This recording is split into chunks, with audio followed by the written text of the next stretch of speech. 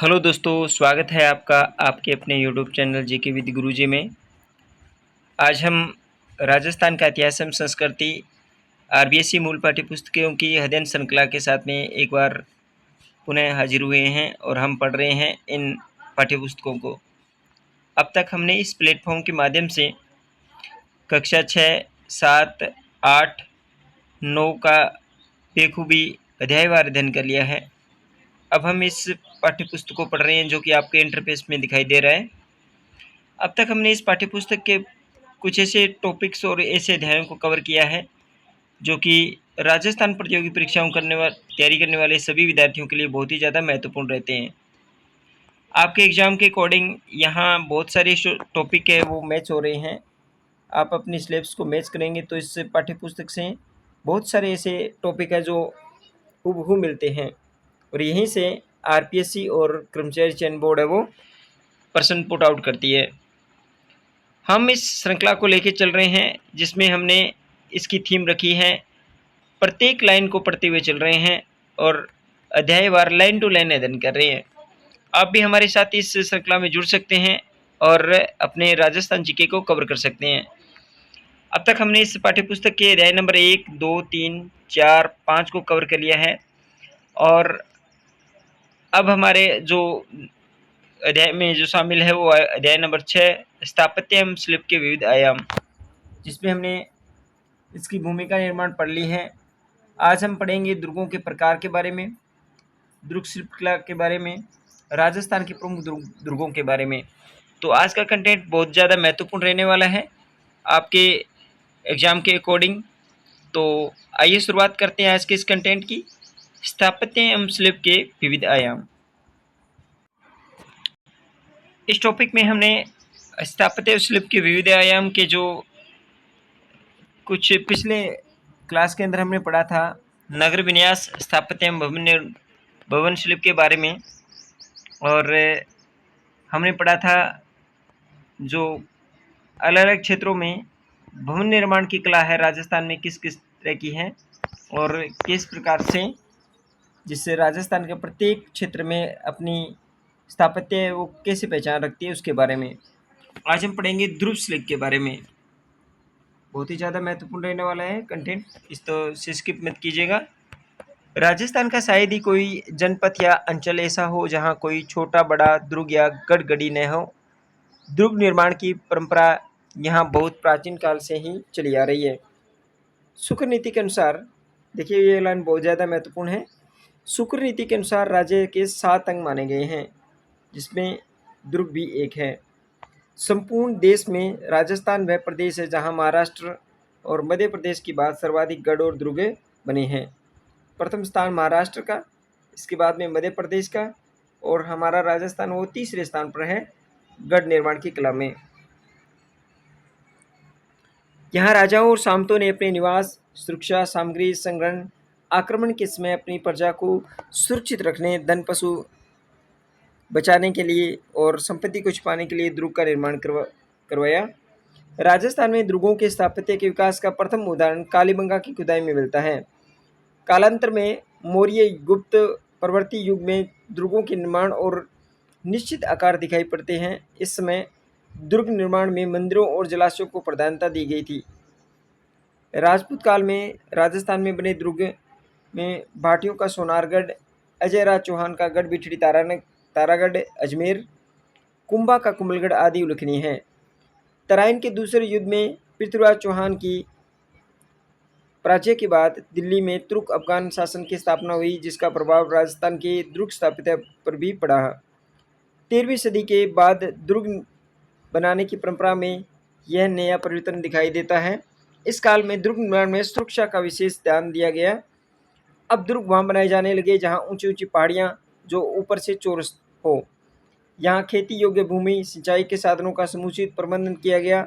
इस समय प्राचीन काल में जो दुर्ग बने हुए थे तथा जो जीर्ण शीर्ण या खंडर हो गए थे उनका पुनर्निर्माण किया गया।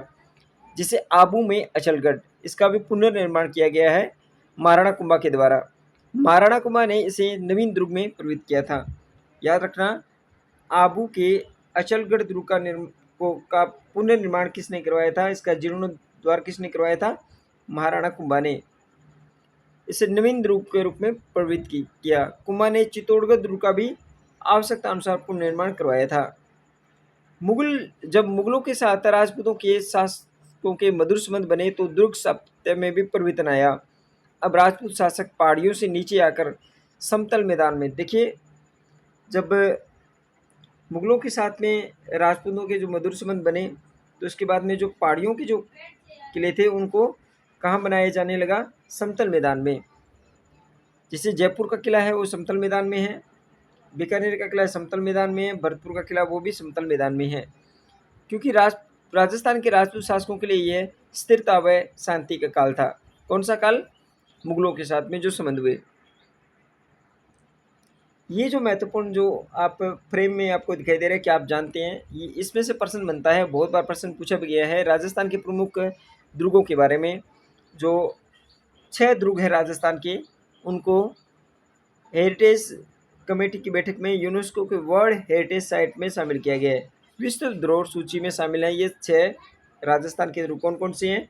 आमेर दुर्ग, गागरोन दुर्ग, कोमलगढ़ दुर्ग, जैसलमेर दुर्ग, रणथंबोर और चित्तौड़ का किला।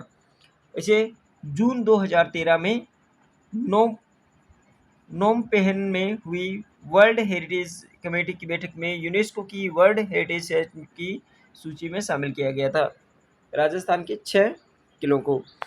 प्राचीन ग्रंथों में दुर्गों की जिन प्रमुख विशेषताओं का उल्लेख किया है, ये राजस्थान के प्रमुख प्राय देखने को मिलते हैं। सुदृढ़ प्राचीर, अभेद्य बुरुज, किले के चारों ओर गहरी खाई या पारिखा, गुप्त प्रवेश द्वार, सुरंग, किले के भीतर शिलाखाना जिसे हम शस्त्रागार कहते हैं, जलाशय, पानी के टांके, राजप्रसाद तथा सैनिकों के अवकाश गृह यहाँ के प्राय सभी दुर्गों में देखने को मिलते हैं। अब पढ़ते हैं हम दुर्गों के प्रकार। राजस्थान में किस किस प्रकार के दुर्ग वो, ये कौन कौन से दुर्ग वो पाए जाते हैं। अपनी स्थिति, स्थापत्य और उपयोगिता के आधार पर दुर्गों को कई प्रकार में वर्गीकृत किया जा सकता है। दुर्गों के प्रमुख कुछ महत्वपूर्ण प्रकार निम्नलिखित है। ओदक दुर्ग, सबसे पहले पढ़ते हैं हम ओदक दुर्ग को, अर्थात वह दुर्ग जो जल दुर्ग कहलाता है। तो ओदक दुर्ग किसे कहते हैं? जल दुर्ग ऐसे दुर्ग को कहते हैं जो विशाल जलराशि से घिरा हुआ हो, जैसे गागरोन का किला। याद रखना, गागरोन का किला कौन सा दुर्ग कहलाता है? ओदक दुर्ग। और ओदक दुर्ग किसे कहते हैं? जल दुर्ग को, जो कि चारों ओर से विशाल जलराशि से घिरा हो। तो वह दुर्ग जो चारों ओर से पानी से या जल से घिरा हो उसे ओदक दुर्ग कहते हैं। ओदक दुर्ग राजस्थान का कौन सा किला कहलाता है? इस ओदक दुर्ग की श्रेणी में राजस्थान का कौन सा किला आएगा? गागरोन का दुर्ग आएगा। इसे जल दुर्ग भी कहा जाता है। अब पढ़ते हैं गिरी या पर्वत दुर्ग। ऐसे ऊंचे पर्वत पर स्थित होता है। राजस्थान के अधिकांश दुर्ग है वो इसी श्रेणी में आते हैं। मरुभूमि में बना हुआ दुर्ग दानवन दुर्ग कहलाता है। राजस्थान का ऐसा कौन सा किला है जो दानवन दुर्ग की श्रेणी में आता है? तो है जैसलमेर का दुर्ग। जैसलमेर का सोनारगढ़ किला है वो दानवन दुर्ग में आता है। सघन भीड़ में बना हुआ दुर्ग वह दुर्ग कहलाता है, जैसे सिवाना का दुर्ग। इसे सघन भीड़ वन में बना हुआ दुर्ग कहलाता है। एरन दुर्ग क्या कहलाता है? एरन दुर्ग वह है जिसमें मार्ग में खाई, कांटे, पत्थरों से दुर्गम हो, जैसे चित्तौड़ व जालोर का किला, ये एरन दुर्ग की श्रेणी में आते हैं। चित्तौड़ का किला याद रखना, चित्तौड़ का किला और जालोर का दुर्ग वो एरन दुर्ग की श्रेणी में आता है। पारिक दुर्ग कौन सा कहलाता है? पारिक दुर्ग कहलाता है, अर्थात जिसमें चारों ओर बहुत ही बड़ी खाई हो, जैसे भरतपुर दुर्ग, बीकानेर का जूनागढ़ का किला, भरतपुर दुर्ग, ये सभी किस श्रेणी में आते हैं? ये पारिक दुर्ग की श्रेणी में आते हैं। जैसे चारों ओर बहुत बड़ी खाई हो, जैसे भरतपुर दुर्ग पारिक दुर्ग की श्रेणी में आता है। और बीकानेर का जूनागढ़ किला वो भी पारिक दुर्ग की श्रेणी में आता है। जिन दुर्गों के चारों ओर बड़ी बड़ी दीवारों का प्रकोटा हो तो इसे पारी दुर्ग कहते हैं। पारी मतलब परिधि वाला दुर्ग।